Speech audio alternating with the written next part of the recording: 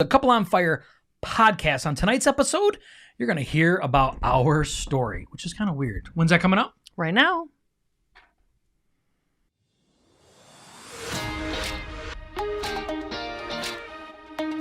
Thank you so much for joining us on the Couple on Fire podcast. This podcast is for couples, for marriages, and for families within the Christian community.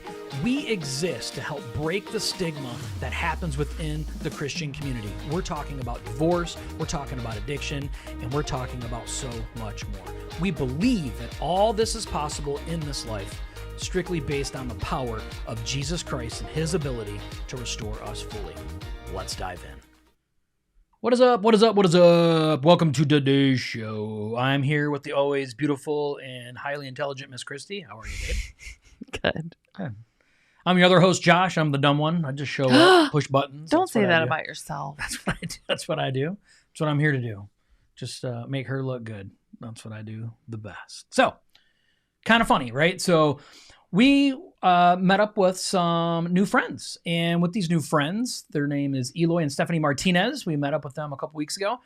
They happen to live in Michigan. And they were saying that they were going through some of our episodes on our podcast. And they're like, where at in your episodes do you guys have where you told your story? And we sat for a second and we're like, we've never done that. Which is really weird, but... It is weird, because when I'm like, now that people get on there and they want to go see, like, I want to find out... Who are these people? What are they about? How'd they meet? Like, I want to know their story. And it's like... You can't find it. We don't have anywhere... Never done it. I'm like, 200 episodes. We've never 200 episodes, you could piece it all together. I would hope. I don't even know. Probably. It's a lot of watching. But, so that's what today's episode is going to be. So, Christy and I are going to take today's episode. Won't be too long. So, we're just going to tell...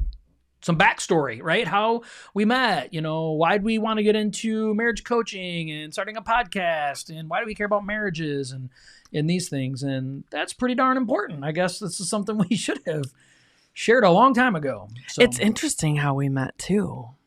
It is interesting. We have a very interesting story. It is interesting. How we met and then left and then met quick, left, and then met again. We'll talk about the met quick.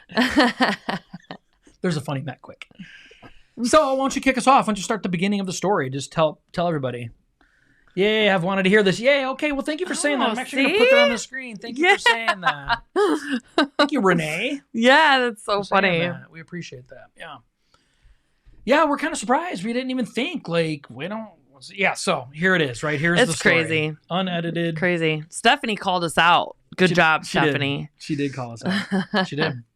And it's funny because we had to sit there and ponder for a minute. We're like, no, it's episode never. So, and we consider ourselves well-versed now. We've been doing this for a while. This is the 8th season. I know. You would think that we would have it in there somewhere. It's like, no, you morons.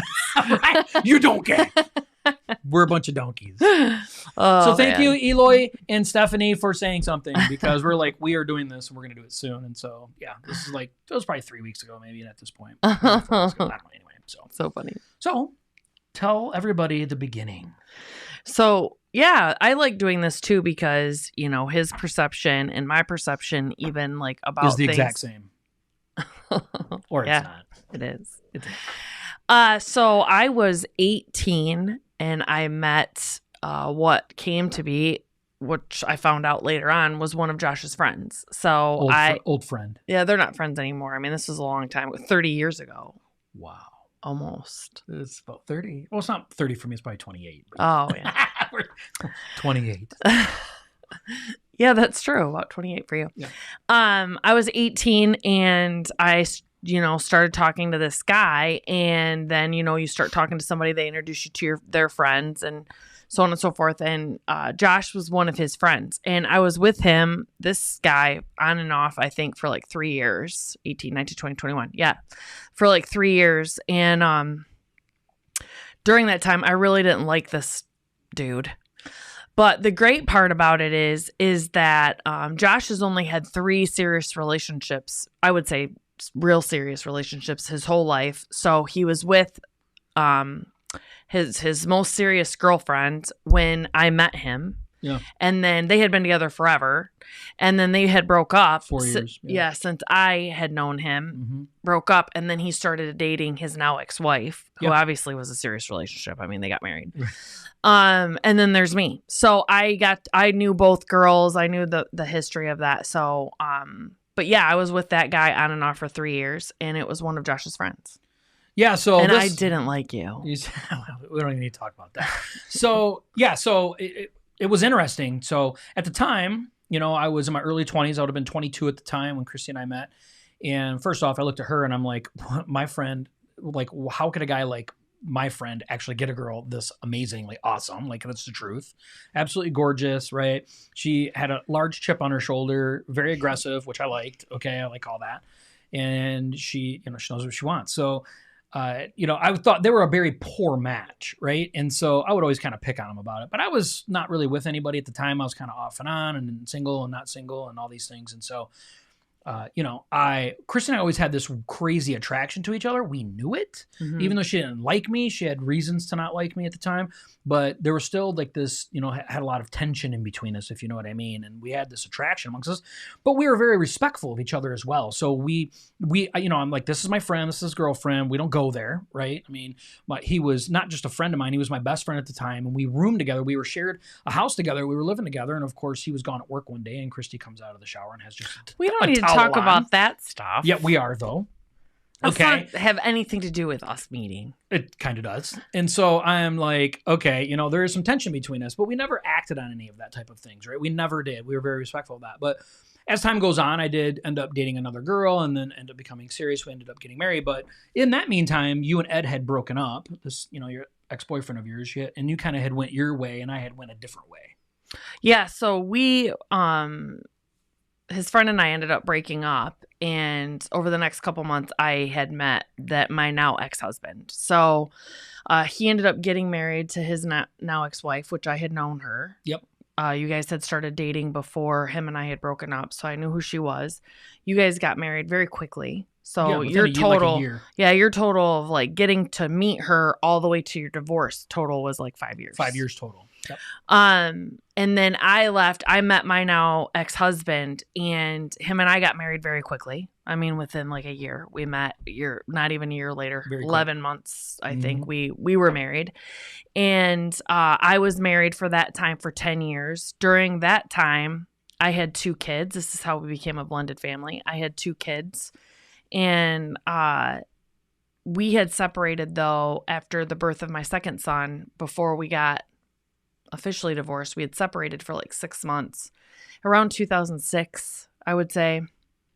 Yeah. And I was out, him and his ex-wife were divorced, and I was out partying, and him and I ran into each other, and we kind of sat and were talking a little bit then, like about, we wish we would have been together type of thing. We both, obviously, like we've shared before, we're both recovering alcoholics. Well, both of us were still alcoholics at this time. Yes, active.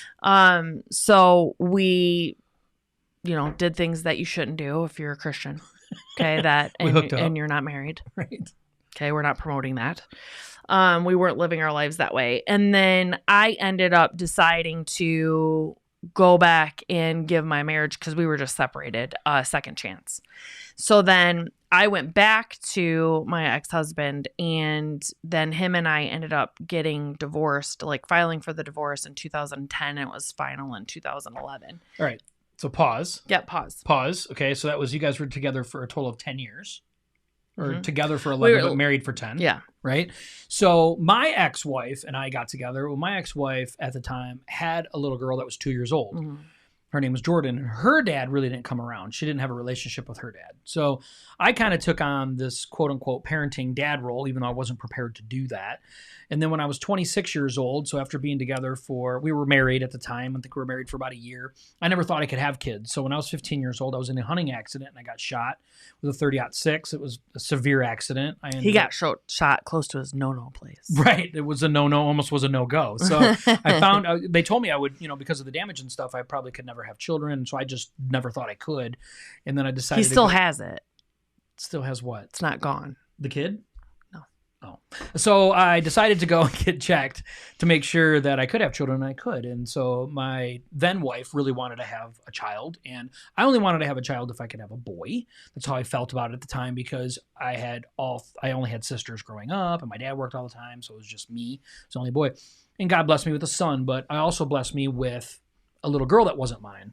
And so we were together for 5 years, and there was a lot of drinking, there was drugs on her behalf that happened on, and a lot of infidelity on both behalves, a ton of it. And so, decided just to separate that marriage, and we did. And I decided that I wasn't going to just take my son away from this marriage. Like, my daughter needed someone to help raise her too, and I wasn't about to just leave her behind. So my daughter came along, and I, to future, she's grown and has a baby and married and all these things, but we've always just raised her as my own. Yeah. Like, she's my kid. So I have 2 kids in the eyes of way that we look at it, right? So I have my son, and then I have my daughter, Jordan. So, pause. Yep, I paused. What is weird is where my ex-husband and I lived. We lived in Burton. We lived very close to where his parents have always lived. My parents live in Burton. Yep. Yeah, for as long as I've known him. Back when I met him when I was 18, his parents still live in the same house, right? And so there is a Meijer there. It used to be more of a affluent area. There used to be a Target and a Farmer Jack and like Blockbuster. I mean, all them things have went away now. But back in the day, there was a Target. All of that stuff was over there. And I was constantly running into his mom. Like, I was going to a Target, going to Blockbuster, going to Meijer. I was constantly running into his mom. And his mom would always be like, I wish you and Josh would have ended up together. And I'm like, I'm married too, type of thing. But we always talked, and I'm like, yeah, I always liked your son, but he was ladies' man and all these things. And she knows all about her son. So my mom and I were really close. Yeah, they're very close. Yeah. She knows about all of his stuff. So I wasn't like talking bad about him. I could talk to her about it because she knows it all, right? And so when I finally, it's awesome. When I finally, my ex-husband and I did get divorced, I was out and about with my kids. They were very young at the time, and they were like 8 and 6 or 7 and 5 or something like that. I ran into her at Target and told her I was getting a divorce, and she called him and let him know that I was getting a divorce. Yeah. And she let me know that she let him know. And I wasn't supposed to tell him. She came out into the car and called me, and then went back into the store to find her that she talked to me. Yeah, and I wasn't supposed to tell him that ever. But I did. You told me pretty quick, though. I did. And so I had reached out to him, and I was still drinking, and asked him if he would consider dating me, like going on a date just to see. And we had history, we'd known each other and lost contact and all this stuff for a while. So we started just going on a couple dates, like not introducing each other to the kids or the family or anything like that. It was just kind of like, hey, let's talk, let's get together when you don't have your kids, I don't have my kids, just to see how this can work out. Just test the waters. Yeah. Just see how it is. Yeah. And so, she did, drinking one night, she reached out to me on Facebook. And at that time, something she didn't know about me. You don't need to tell all my stuff. That's what we're doing right now. We're telling the stuff. Do you want me to tell your stuff? We're telling all of her stuff on the Today Show. So she reached out to me and asked me something she didn't know about me at the time, though. At that point, I was a little over a year sober. I had quit drinking. I was 33. So I was about this time, I was a little over 34 years old at the time, and I had quit drinking. And I didn't know that she had a drinking problem. I didn't know anything about you at that point when it came to regards to that. It had been years. 30? You'd have been 30. Yep. Because I was 31 when I quit. Yeah, you were 30. And so we started kind of talking, hanging out and stuff, and I realized, oh, wait a minute, she still kind of parties, and she still kind of does these things. So but he didn't tell me he was a recovering alcoholic. I did not. I just said I didn't drink, and that's two very different things. It is two different things. You all know. I was really insecure, though, about being sober, right? I wasn't confident in my sobriety. I just knew I couldn't drink anymore. And so I didn't embrace my sobriety yet. I was very insecure about that. So I just told her that I didn't drink. So I still started going to these bars and stuff with her, and I was trying not to drink. And that got really out of hand. I mean, we went one night to a pool hall. You had to some work thing. Because the guy was leaving. And they went. And I found myself so close to going back to drinking that it was ridiculous. I ended up buying like 12 or 15 O'Doul beers that night, and that's a lot of non-alcoholic beer to waste your money on just to go to the bathroom a lot. And I really felt like, okay, this is really compromising it. And so one day I decided to have a conversation with her about stopping drinking. Like, I can't really do this anymore. And she had already told me, like, I've already made the decision to quit drinking. And I'm like, well, you can't quit for me. And she's like, I wouldn't, which was really kind of funny part of the story. I really remember that, because if you know anything about Christy is very headstrong. She knows. When she knows, she knows. And she doesn't do stuff to please other people, which is something I love about her.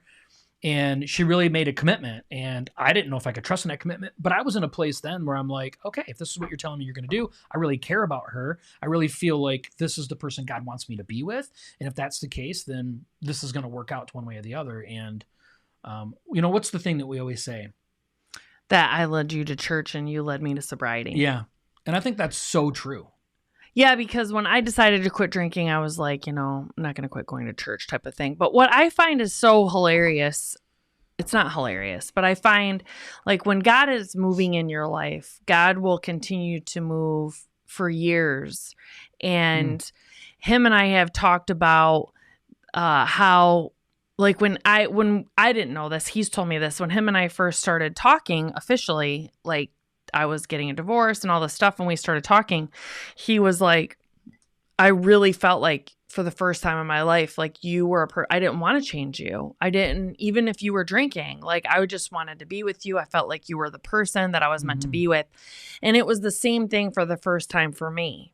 I really felt like, I didn't want to lose this person. Like, and I had never felt that way about anybody before. And through the whole time of him and I first getting together, not way back in the day, but this time, like coming together and actually talking about having a relationship and doing all these things, it's like we were drawn together like magnets. And our relationship and our family has been very hard. We've went through some very, very hard things. This episode is supposed to be to talk about how we met and became a family, so we can continue to talk about that and like get married and all these things. But Josh and I feel like God has really been the saving grace in our marriage, because him and I did all the things wrong in the beginning that we don't condone or encourage anyone to do. So, I was drinking. He was a year and a half sober. I was still actively drinking. And then neither one of us were living our life as Christ followers. We really hadn't submitted over to God. We moved in together, out of wedlock, and we tried to microwave our kids I want to together. Talk a little bit about that. Yeah. Okay. I want to talk about that before you start jumping ahead of any of that. Okay. Because I really think that's a good story. Yeah. So, I mean, that's what I was getting to. I don't know what I'm supposed to say then. No, I want to talk about how like we really tried to. We thought, okay, great, this is going to work then, right? You're going to sober up, and then all these things are going to happen, and like, okay, let's move in together, let's make all this stuff happen, and like we didn't even think twice about whether it was good for our children or not.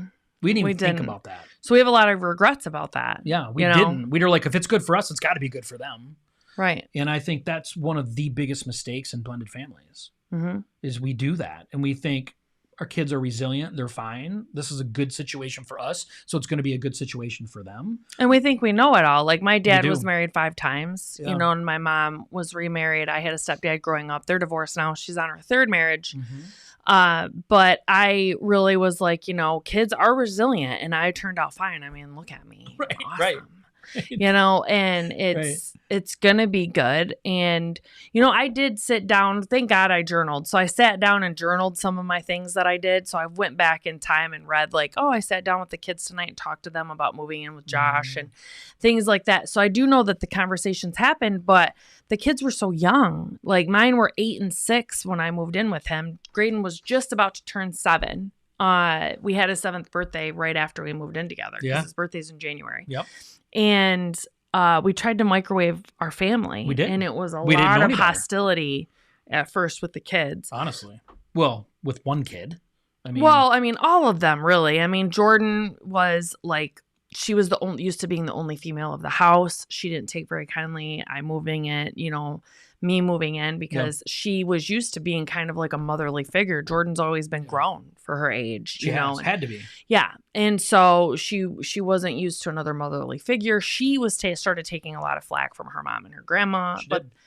all of that stuff. But blending our family was any family is hard, but we don't condone the way that we did it. Because then we even went through times where I quit drinking. We really started going to church, really starting putting God at the center. And then I started getting heavily convicted that we should be married. We should not be living together and having premarital sex and doing all of those things. And he didn't know if he wanted to get married again. He just was I knew that I didn't want to get married at the time. Yeah. I was sold on, no, this has not worked out in the past. I'm not doing it again. Right. You know, I've seen extremely unhappy marriages, and I know that mine crashed. So it's like, what is the point of doing it?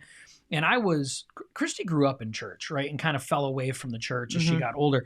I wasn't raised in church, right? So I knew about God, I knew about that, but I didn't understand what it meant to be a follower or a believer in Jesus, like truly a believer and follower of Jesus. And so once we started doing that, I wasn't getting convicted of all of these things I shouldn't be doing. I was too new of a Christian about, so this stuff didn't bug me. It didn't bug me. And it got so bad where she's just like, really started wanting to have the conversation about like, maybe I need to move out. Like, if we're not getting married, maybe I just need to move out. Like, a song would come on the radio and I talk about marriage and she'd be like, turn it off. And at first I'm like, oh, she's just trying to force me into something. And I really had to take some time because it did take a while. It did. I had to take some time and I had to make some serious decisions like, okay, number one, do I want to lose this woman? Because if she moves out, I'm pretty sure that's going to be close to the end, right? I mean, there's nothing good comes from that. And number two, like, okay, what do I want out of this, And I really had to dive into and say, okay, if this is something and she spelled it out to me. She's like, look, this is not right. We should not be living like this as Christians. We should not be doing these things. And I had to look deeper into that for my own understanding. And once I did that, I felt some peace about it. And I said, okay, you know what? She doesn't know it, but, I'm going to set up this huge, proposal and I'm going to make it really special because these things are important. And, and from there, we got engaged and soon after we got married, and from there, I really feel like things started getting really rough because I decided I was going to go back to school, going to nursing school at the time. And that was extremely heavy. And you were trying to work a full-time job while I was trying to be a stay-at-home dad and help the kids. And that's kind of where like this whole chore chart thing that we talk about on our podcast before was super helpful. Yeah, it really was. It was. I think that what's different about our story about how we met is that we met years beforehand and we lost touch. We weren't even together, right? We weren't together back then. We were dating other people. We lost touch, but I feel like me running into your mom all the time or like you thinking about me all the time. And it's really weird because his ex-wife was like, when they got divorced, was like, if you ever get remarried again, you can marry anybody, but don't marry Crystalline, right? Yeah. And it's like... She's not like you. Right. But it's so weird because him and I didn't really even have a history, right? It's not like we were friends and hanging out and all this stuff. So it's like God knew that we were going to be together. Sure. People knew in our lives that we were going to be together. And when we finally got together, the story is just so crazy about how everything aligned and everything worked out, even hard, even though things were hard, and we tried to microwave our family, that when we sat down and really started saying, okay, we're in this for the long haul. What are some of the things that we have to do? When we moved in together very quickly, we've actually grown together with God because we've been together, married now for 10 and together for almost 13.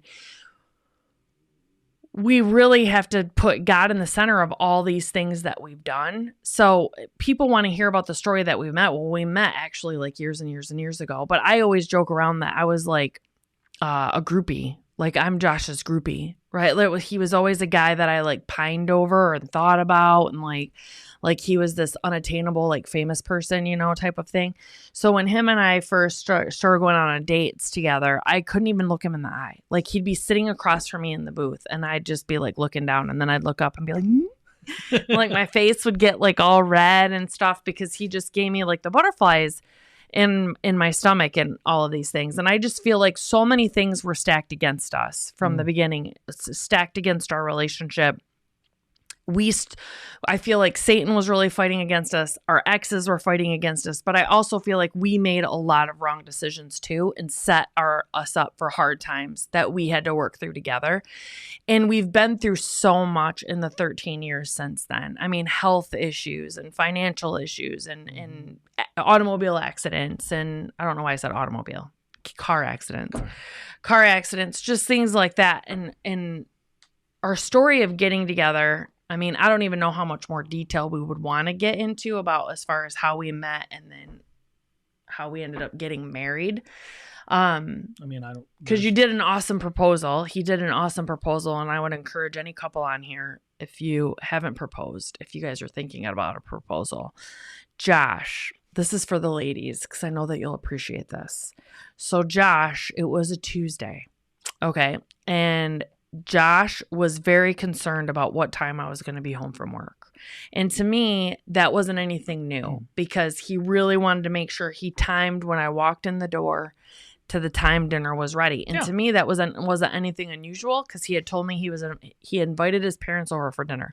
He's like, when have we ever invited my parents over for dinner? I'm like, oh my gosh, you're right. We never have. And I still never have, just so we're clear. I'm like, that is so rude of us, So he's like, I invited them over for dinner. And I'm like, okay. Well, something happened at my job where I was working at kind of a rinky-dink company where your checks bounce, right? So your paycheck. And I was the sole provider for the family, and I already wasn't making that much money. And so I come back to the office because I had a company car. I had to drop it back off at the office, get my own car, drive home. They're like, hey, your check bounced. We need to cut you a new one right now. And I called him and I'm like, hey, and he's like, when are you going to be there? I'm like, I have to wait for them to cut this new check because our check bounced. Well, he's like, okay. And then 20 minutes passed or whatever. And I called him and I'm like, hey, I'm still waiting here. He's like, why don't you just come? Like, just come home. And I kind of started thinking then, I'm like, okay, we're poor. And I know how stressed he is about money all the time. For him to tell me to leave my check, like, what is going on, and have to, because it's Friday. I'm not going to get it till Monday, all these things. But I'm like, Josh. And then I really talked myself out of it. I'm like, no, he's really a freak about dinner and having it ready. Doesn't want it to be cold. My parents. Yeah, all the things. So I talked myself out of it. And so then on the way home, I'm like, man, I wonder. And I'm like, don't you even do that. We have been fighting about it for so long. And if you get there and his parents are there, and you're doing the dinner, you're just going to be mad and upset and have all these things. So I talked myself out of it. And then I get there and I convinced myself he wasn't, right? So we get there, we're living in an apartment at the time. I walk in and on the outside of our apartment door, he had made up this sign, put a ribbon, hung it on the outside of the door, and it said, Les Groceries Bistro. So his last name is Groce, Groce. And then my last name and my boys' last name is Reese, but it's spelled Ries. So if you put them together, it spells groceries. So a lot of people back in the day called us the groceries, right? Because that's what it's spelled. It's kind of like the Brady Bunch, but cooler. Groceries. And so he put like Groceries Bistro on it. I walk in and the whole front room had been transformed and moved around to where the dining room table's out. All the couches and everything have been moved to the sides. The dining room table's in the middle of the room, the living room, with a candlelight dinner tablecloth. And they moved this little wicker stand that we had to right in front of the door with a little lamp with a sign-in book. And Jordan was dressed up like a hostess to check me in, right? Yeah. And so I come in and I'm like, whoa, type of thing. All the lights are out. There's candles. There's a little lamp. And in the book, there was like the names written that had checked in were like Marilyn Monroe, type of thing. And Jordan's there and she checked me in. She seats me.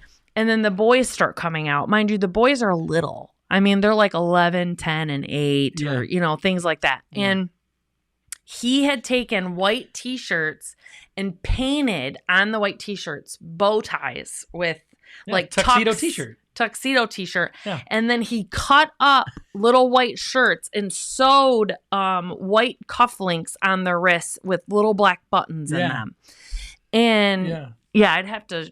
We should have had super cute. We should have had the picture prepared so he could have shared it. But And each of them took turns serving me. Like one brought me bread, one drinks. Yeah, water. Yeah, things like that. Took my order, things like that. And it was just so cute. And they had the whole family involved. He had the whole family involved. And his mom was there secretly. I didn't know. She was taking pictures. And he proposed to me that night, but it was like such a memorable night, and he was secretly recording it, but he deleted it, so we can never enjoy it or watch it again. We can never tell the story without her telling that. I had an older computer at the time, and I recorded it and saved it on there, and then I forgot, and then I formatted the hard drive to get rid of it anyway. Yeah, but it was, I mean, obviously I remember a lot of the details of the night because it was very, very special. Yeah. To me, he went out. So, I mean, he created a menu and actually put it in a like plastic cover thing that you would put like a school project. Style, yeah. And you can open it up, and it had like the appetizer and like with prices and everything on it. And I made the boys like suggest something because I only made one thing. Like she couldn't order anything else on there. Right? There was options, but they were like, "Can I suggest? You get this." You know? Yeah. So it was such a cute night, and it was just a very memorable proposal, and it meant a lot. It was super special, and yeah, it was nice. I was able to get all the boys involved in it though. But that was when I came to terms like, okay, I definitely want to spend the rest of my life with this woman. And if that means that, I need to get married to do Thank so. Thank God, because I would have to kill him. then do so, right? And it was, I was 100% in at that point anyway. So I was never not in, but I mean, committed to marriage and committed to the things that mattered. And as time grew, we grew. And that meant that as we grew, things got harder. My son and daughter's mom is not a friendly human. She's not easy to deal with. She's been really rotten to Christy, and the old Christy would not have put up with that. She would have just beaten her to a pulp. And so we've had to work through a lot of those things over the years, and not getting along. We talk about high conflict exes. She's a very toxic person, and it was really, really hard. But just on top of that, Josh and I's parenting styles were extremely different. Very different. And we had to work through that. And our rules for the kids were different. And then, yeah, she worked with me at Helping Hand. Yeah. Okay. Very cool. Yeah. That's awesome. Yeah. And I was, man, I still am, but it was very, very hard. There was a lot of things that were working against us after this, including ourselves, the hard things that we created for ourselves. Yeah, the church that we started in, Christy was like, to her grandma, she's like, her grandma said, well, you need to go to the church. I really want to start going to church, and Josh doesn't really want to. And she's like, well, you need to go to church wherever he wants to go. Because she wanted to go to her grandparents because I'm the man. So Christy said something to me, and I said, well, the only church I'm comfortable even going to is one that my kids go to. And the ones that my kids go to was the one that my ex-in-law and all of their family went to. Now, my ex-wife doesn't go to church, never has, so I didn't have to worry about her being there, but my ex-mother-in-law and everybody else was there. And I got along with her. And so Christy agreed to do that, and humbly she did. Different denomination, so it was hard. Yeah, it was a different denomination, what you grew up in. And so all of these things, and then we're trying to grow in this church, and she's, humbly doing it, which is amazing. I don't realize at the time she really is she knows the importance of faith, and she knows the importance of growing in faith. And so she's willing to do this so her husband can grow in faith. And I just think that as a leadership thing in our household, that was really powerful. It enabled me to do the things that I needed to do to get stronger in my faith so I could be the leading man that she needed. But, and then my ex-mother-in-law really started to get upset because my ex-in-law's family really started to embrace Christy as their mother, and that became a real big problem. So we had to move churches. And so, we had to find a new church and take our kids into a new church and try to do all of that over the years. And so we've fought a lot of battles, but that's why, I feel like we've come ahead though. We've came out ahead on all of this. Mm-hmm. And I feel like that's why this story is really what's designed us really to be servants to other people that struggle in these ways in marriage and in blended families. I feel like God has really brought us through a lot, not just to keep it for ourselves, but, to give to other people. Yeah. I mean, I believe that. Started going to church. We had to go to a different denomination than what I was used to. Not that it was a huge difference, I'm not talking like the difference between a Baptist and a Catholic, right? No. It's a similar denomination, just a little different. And we had things working against us in the form of not only are we a blended family, not only were I an active alcoholic, he was recovering alcoholic. That is a no-no. Like if you are a recovering person, you do not get in a relationship with someone that's not. That's a no-no. Yeah. Then, I was a Christian. He wasn't a Christian, but we moved in together outside of wedlock, which I knew was a no-no. We moved in together very fast. We tried to microwave our family. And then on top of that, I forgot what I was going to say. Well, we were, doing the boogie woogie, and that's against everything that our faith tells us. Oh, no, but he's a stay-at-home dad and I'm a working mom. So, especially in the Christian world, like it's designed to talk about either both working parents or the man supports as far as the financially and the woman stays home. And so like his dad being old school really didn't understand that. He doesn't agree with that. And my mom definitely didn't agree with it, that he was the stay-at-home dad. And then you're talking about a blended family. So he's staying home with his kids and my kids. And I'm recently going through a divorce. So my ex-husband wasn't too happy about that. So we had so many things looking back on this that were stacked against us. Our exes were against it. Our exes talked bad about us. They talked bad about us to the kids, all these things. And you really just have to stay strong. Like Josh and I are huge proponents to not get divorced, right? Especially if you're Christian and you are putting God at the center. Marriage is hard, and you both have to be all in and committed and work through all these things, because we had mountains in front of us. But both of that, him and I had already had failed marriages, and we both had agreed that, hey, you're my person, and we are going to have the tough conversations, and we're going to sit down and have hours and hours and hours of talks if we need to, but we're going to work through it. And sometimes he was the one saying that to me, and sometimes it's been me saying that to him. Mm-hmm. I mean, it's not always like we're both like, yep, we're going to do it. But we had guidelines in the beginning that we said that we weren't going to do. So we're not going to call each other names. We're not going to ever talk about divorce. We're not going to bring it up. It's what are we going to do to get through this? What do we need to do to get through this? What compromises do we both need to make?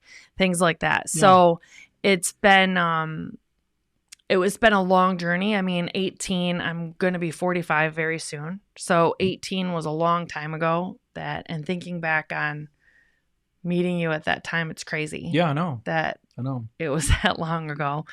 But we've really, really, really had to work at it. We've had everything and everyone against our marriage and against the way that we do things and run our family. Yeah, a long time. We've never had co-parenting, where a lot of people are like, "Oh, we have great co-parenting with our other parents." We've had everything the opposite of all of those things. We really wanted our children highly involved in church. We really pressed that as hard as we could, but the other sides were really pressing against it. We never had any unity in those things. So our kids don't go to church. They don't go to church. They're not involved in church, and so there's a lot of things that were really pushed against us.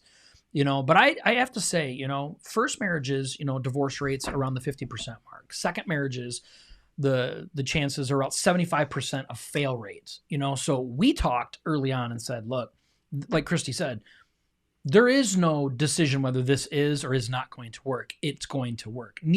People aren't proud of their divorces, even though the world may think that they are, because it's failure no matter what. Yeah. It's failure no matter what. You may think you're getting rid of the problem, but you're part of the problem always. And so we both took on the notion, like, what can we do individually to make this better? Like, what can we do? And I feel like us taking that on of understanding our individual personal growth, not only with ourselves, but with the Lord, and then how we can apply that together, has been a huge proponent. And we learned that really through the 12 steps through recovery. You talk about it all the time. Mm-hmm. And I think this process of us learning and growing and learning and growing is something that we never want to stop doing. Mm-hmm. And by doing that, it's like, okay, how can we give this away? We, help run Celebrate Recovery. And, so we are servants at the highest level we really want to be. And I think that story God's been building in us, he keeps building, wants to build through us. Yeah. And one thing I didn't talk about, though, to reverse a little bit. So when Josh and I got together the last time, right, this time. The final time. It's the final countdown. Third time's the charm. Jordan was 14 That's his daughter. And his son was 9, little Josh, we call him. He's big Josh. And then my oldest, Garrett, and then my youngest, Graydon. So my oldest was 8, and then my youngest was 6, but just weeks before turning 7. And now Jordan's going to be 27 next month. I mean, his son's going to be, Josh 22. Is going to be 22. Oh, I'm sorry. I'm thinking we're in November already.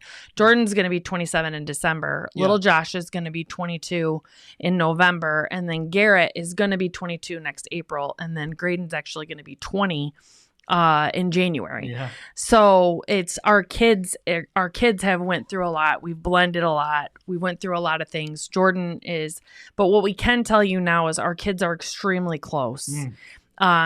They love each other. The regret that we have is they're not involved in church. They're not really like living their life for the Lord like we would like to see.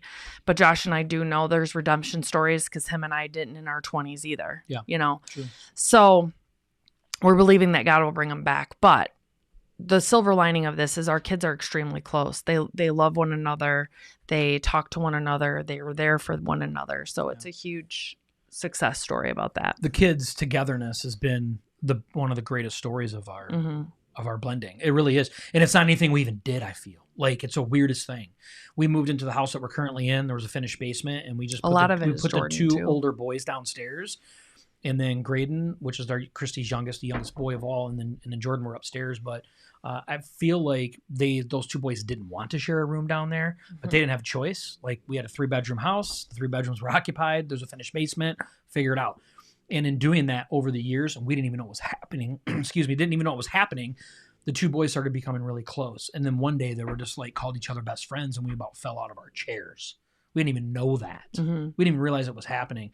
And then Jordan being the glue of like she's 6 years older. Yeah, and she's motherly, I said. She is the super like glue that holds these kids together as a sibling unit. And it's been absolutely incredible to watch. Yeah, they all adore her. They do. So. They all look up to her.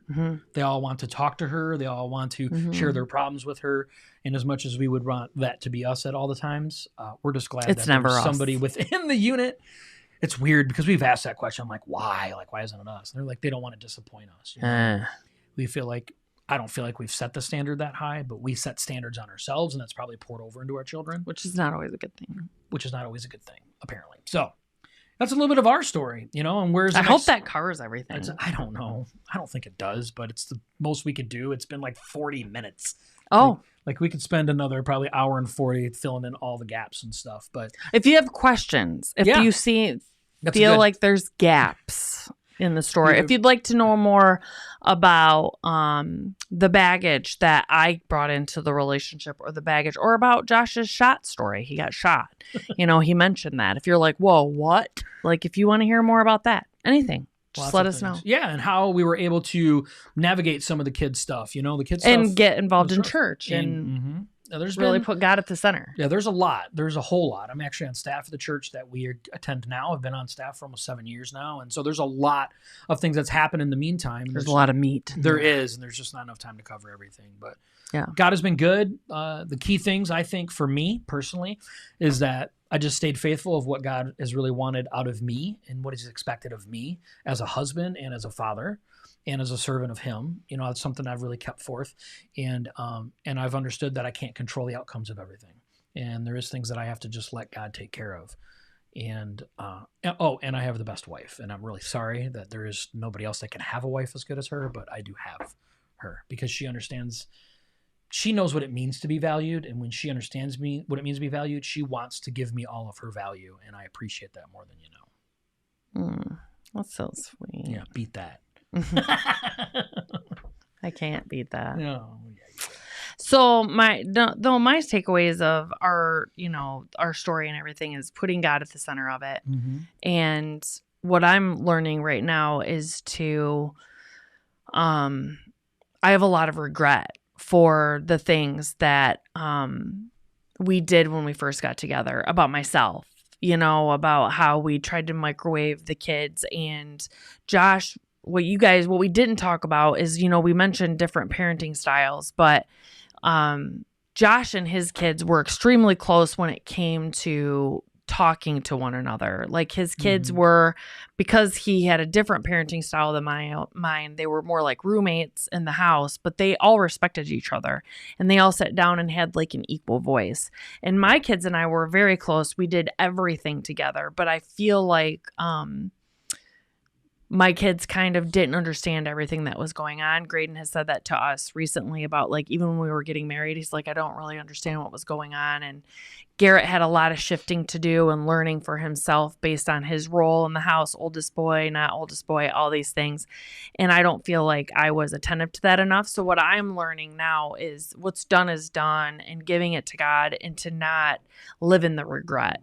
So if I go back through, and I have to force myself sometimes to read my journal or go back through and look at our old, because I picture album everything on Facebook. Okay. There's an album for every single season, family function. Yeah, if we're friends and you want to go through our album, you'll just know the story.